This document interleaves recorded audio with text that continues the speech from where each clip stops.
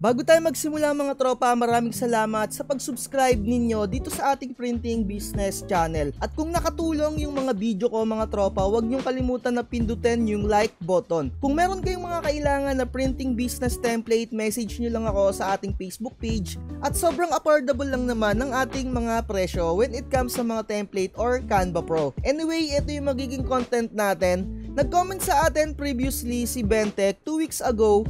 Sabi niya dito mag-invest sa gamit para di na-stock sa print lang. Mga tropa, sa totoo lang, kung medyo baguhan ka talaga sa printing business or yung tipong gusto mo muna talagang matuto or magkaroon ng side hustle, magsisimula ka lang talaga sa pa-print lang sa totoo lang. Wala ka nang ibang may offer pa hanggat hanapan ka na ng customer mo or hanapan ka na ng ibang possible na product para dyan sa print mo lang. Ano nga ba yung mga possible na susunod mong i-offer para naman kahit papano hindi ka na mag-print lang. And sa totoo lang, napakalawak talaga ng printing business itself. Lalong-lalo na kung papasukan mo siya ng crafting business. Ano ba yung crafting? Ito yung magka-craft ka ng isang bagay or kung ano man yung needs ng customer mo when it comes halimbawa na lang din sa mga souvenirs, sa mga kasal, or kung ano-ano pa man.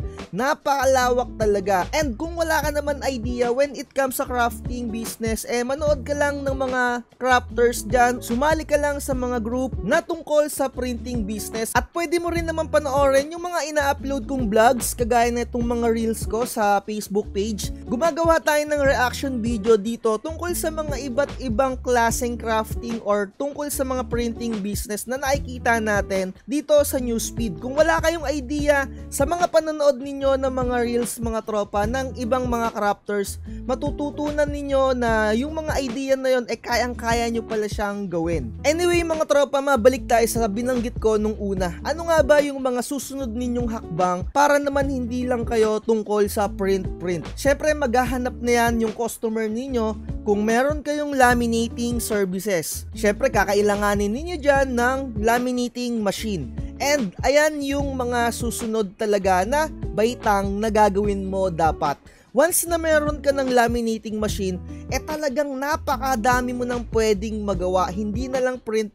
Kasi pwede ka nang mag-print ng business card or yung mga hang tags na tinatawag. Napakarami na. Sky is the limit na talaga, literal. And nasa sayo na yan kung gaano ka ka-artistic sa isang bagay or kung ano yung mga possible na maging needs ng customer mo. Ayan yung mga fundamentals na kailangan mo. Magka-partner yan, printer at yung laminating machine, dapat meron ka. At syempre kung medyo nakakaluwag-luwag ka na, kakailanganin mo na ng platter cutter. At hindi ka na lang mag-i-stay sa gunting na ginagamit mo para i-cut yung mga materials na mga kinakraft mo mga tropa. Sa totoo lang, kailangan mo talaga neto. Kumbaga, eto yung pinaka-essential sa mga ginagamit natin or sa mga crafting business. Pero kung wala ka pa neto, wala tayong magagawa. Kung wala ka pang budget na pambili neto, kasi medyo may kamahalan talaga siya, tsatsagain mo talaga na gumamit ng matalim na gunting at yung matalim na cutter. Ano ba yung nagagawa neto? Kaya niyang i-cut yung any shape na naisin mo or kung ano man yung trip mo, or kung wala kang die cutter, pwede mo tong gamitin as die cutter, and pwede rin tong pang-cut ng hang tag. And syempre,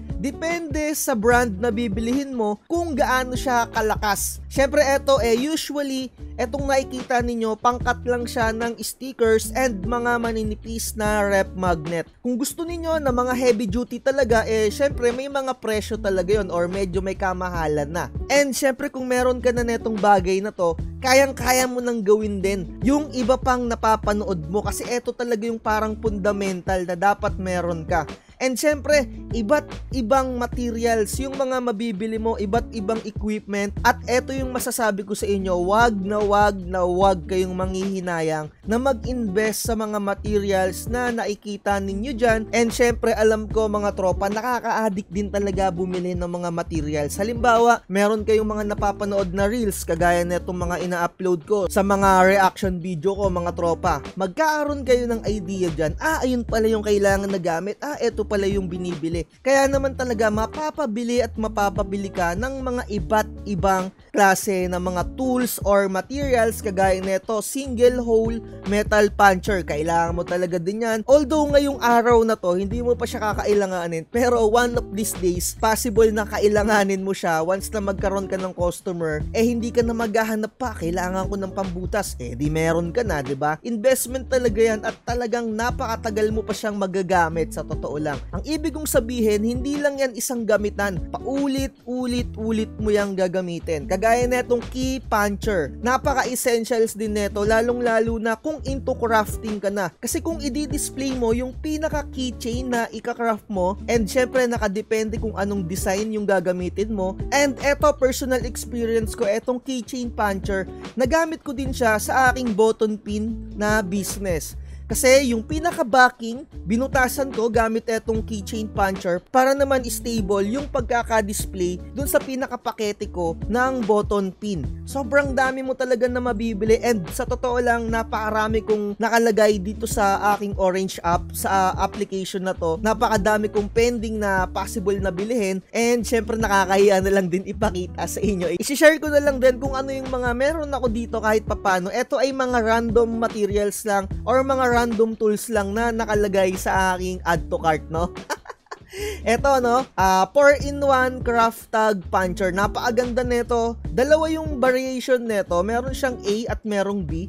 Iba-iba yung design kapag ka binili mo yan. Syempre, eto yung sa variation A, eto naman yung sa B. Nakikita naman ninyo dito sa pinaka-display natin sa screen. And eto naman yung glue tape. Aakalain mo hindi mo kailangan nito. Pero as times goes by or darating talaga yung time, magagamit at magagamit mo yan. Kung medyo tinatamad ka na magtuklap-tuklap, eto yung ginagamit ko sa paggawa ng chip bag.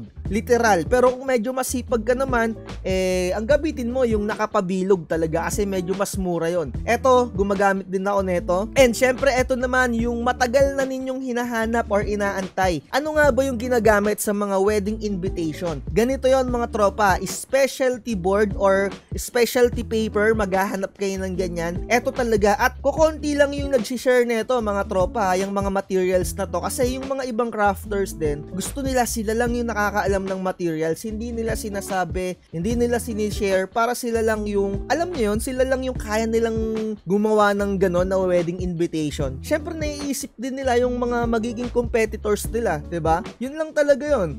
And eto naman, eyelet. Eto ginagamit to na pwede sa mga hang tags or sa mga gagawin ninyo na keychain. And okay din na mag-stock kayo neto kasi baka one of these days magkaroon kayo ng souvenirs. And mga tropa, eto kasi usually yung mga kinakasal, magtatanong sa iyo yan gumagawa ba ng souvenirs, gumagawa ba ng ganito? Syempre sasabihin mo, oo, kasi possible project na yun. Ang pinakatanong mo na sa kanya or sa customer mo, magkano yung possible budget nila sa isang souvenirs. Sasabihin ng iba dyan, 50, 30, 20, diba? Kapag ka medyo budget gamings lang, 30 pesos, 35, gawan mo ng mga ganyan, ng keychain. Pagandahin mo na lang din, diba? Napakaraming idea na makukuha ka dyan. Dapat lang talaga din na matuto kang mag-costing. Kasi unang-una, ang tatanong mo talaga sa customer mo kung magkano yung budget nila per piece sa kanilang mga souvenirs. And syempre, dapat lagi rin kayo na merong cutter. Eto na mga random tools and mga materials lang yung sinishare ko dito. And eto, kukonti talaga yung nakakaalam neto. One of these days, bibili ako neto.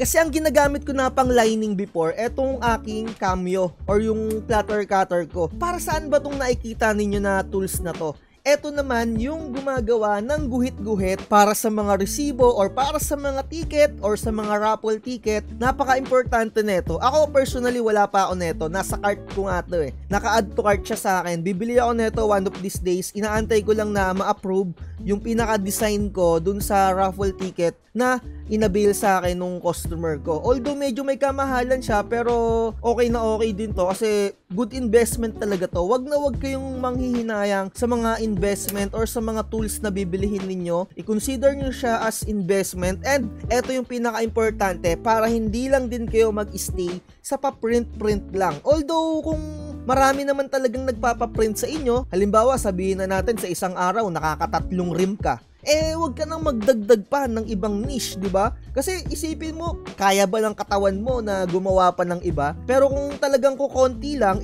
wala kang no choice kundi magdagdag ng services na pwede mo pang idagdag dyan sa printing business mo para hindi ka lang print, 'di ba? Pero kung hindi mo na kaya magdagdag, wag naman masyadong damihan yung mga i-offer mo. Medyo mag-stay ka lang dun sa kaya ng katawan mo. Kasi kung tipong sunod-sunod na yung customer mo, kawawa rin yung katawan mo. Napaka-importante pa rin talaga ng health natin and yung mental health natin, lalong-lalo na kung medyo rush yung offer, durug-durug talaga yung mental health mo dyan. Hindi mo na alam kung ano yung gagawin mo. Bukod na sa pagod na yung katawan mo, pagod pa yung utak mo, 'di ba? Kaya wag masyado ring maraming in-offer. Kagaya ko, medyo nag-stay na lang din ako sa pag-print ng stickers and eventually, tumatanggap-tanggap din ako ng mga rep magnet, yung mga madadali lang na i-craft, 'di ba? Kasi kung sobrang dami mo nang i-craft, nakakapagod. And eto nga, one of these days gagawa tayo ng vlogs tungkol kung paano gumawa ng raffle ticket or kung ano pa mang ticket na ginagamitan netong tools na to,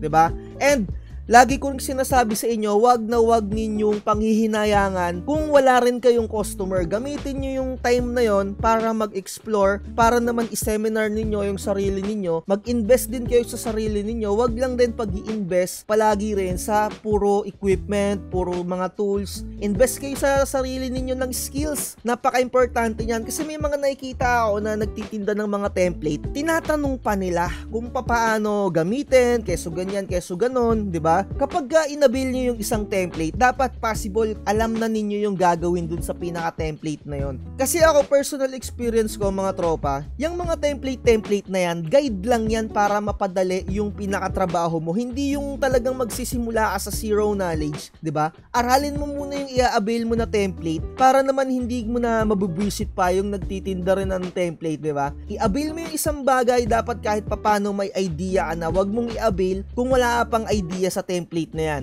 Yun lang naman talaga, yung template guide lang yan para mapabilis yung pinaka ika-craft mo or pinaka gagawin mo. Hindi siya yung as in stay ka sa zero tapos i-avail mo tsaka ka magtatanong. Hindi ganon mga tropa. Template lang yan, dapat alam mo na yung pinaka gagawin. Nakikita ako kasi ang daming nagtitinda ng template. Parang medyo naiinis din sila sa mga nangyayari. Although ganon talaga eh. Kaya mga tropa, wag na wag kayong manghinayang mag-invest sa sarili ninyo, sa skills ninyo. Although kung wala man kayong mga customer, search, nood ng iba't ibang mga crafting page, 'di ba? Yung mga daming mga crafting nanay diyan, mga tita-tita diyan, 'di ba? May mga tita-tita nga na nagka-craft diyan ng kung anik-anik galit sa akin din eh.